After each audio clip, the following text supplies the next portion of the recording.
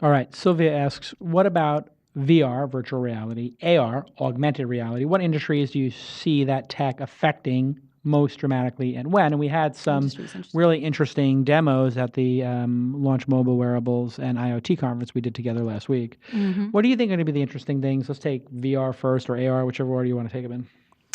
VR is, I think that VR is still in its experimental stage. There's some data that's come out that says that women tend to get more nauseous when they are in a VR headset. Fascinating. Yes.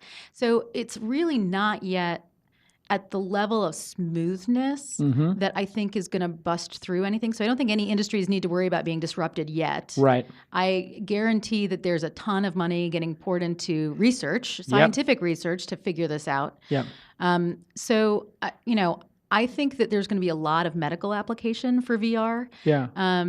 And I think there's going to be some great, I'm a geek about brain science and neurology and all this stuff that's happening right now with our brains, and with, mood disorders and all of these kinds of things. I see tremendous potential for people going in those directions from an industry standpoint. Obviously things like real estate have been talked about a lot, like the virtual fly through the house. Walking through the Louvre in Paris. Yeah. A lot of those things, we've been hearing that for 10, 20 years, though. The thing I have to say, having put a couple of these headsets on, is the latency and the smoothness of it. It does trick your brain now, and it didn't used to trick your brain. It was like, okay, I kind of get it. I'm in a virtual environment, but it's kind of cheesy.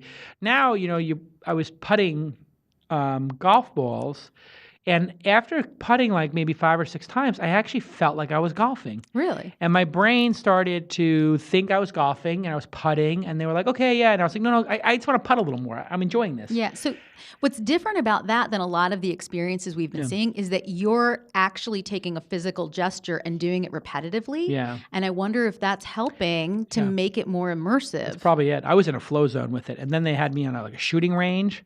And I also got into a flow state where it was really fun to play a first-person shooter. Let's move over. And it's actually interesting. I think the Oculus is coming out this first quarter or second quarter next year. It's going to be $500 or $600. But my understanding is you really need to have a rig, like a PC, with 2 video cards, 1 or 2 video cards to do it well. So you're talking about maybe 1,500 is the minimum rig, maybe 3,000 is the bigger rig, and this is not going to be like the time to 1 million users is going to be pretty darn slow, I think. Yeah. So we've got a number of years yet before it's going to be disrupting anybody. Yeah, for sure. What are your thoughts on augmented reality and people looking through their glasses and seeing, the actual world's out there, but different things are annotated in some way or whatever?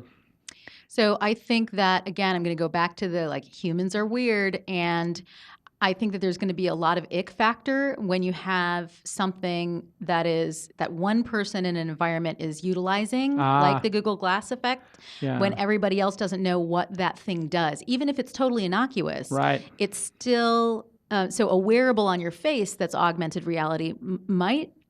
There's going to be some real sort of norms and sociology that has to kind of work itself out.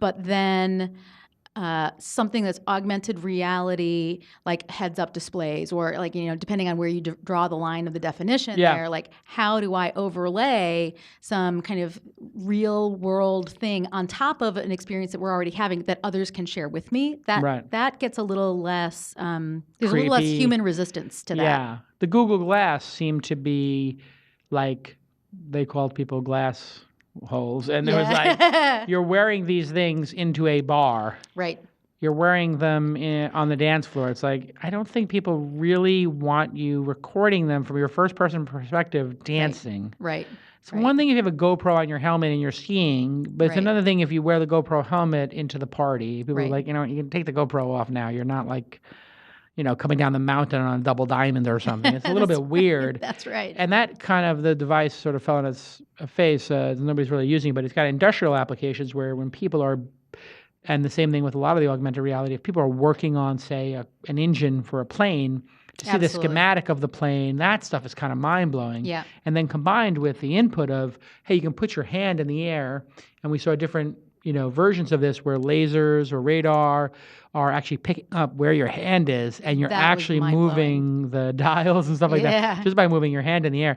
It's pretty compelling. Absolutely. That's like Minority Report stuff. Like, it's so cool. It felt so, when I did it, I have to say, I felt really stupid for a while. And it takes, like, when you're pressing the air to touch things, you're like, well, I see it, but you don't see it. So you see me just doing this and moving stuff, and it really makes you feel a little silly because the level of depression, it's like there's a certain depth, and if I go through it, I'm not hitting it. If I go too low, you have to really be able to hit it like exactly on the spot. It's a little weird. It takes a lot of cognitive learning, a lot of cognitive load to do that. Whereas, when you use actually your hands on real things, we're, biologically engineered so that we get the right amount of response to know whether we're touching something hard or soft, whether we're going to push all the way through, all of those things. It turns out we have instant feedback systems for the real world, but when you do it in a virtual space, when you do it in a kind of gestural space, we lose a lot of what was already built into the human mind.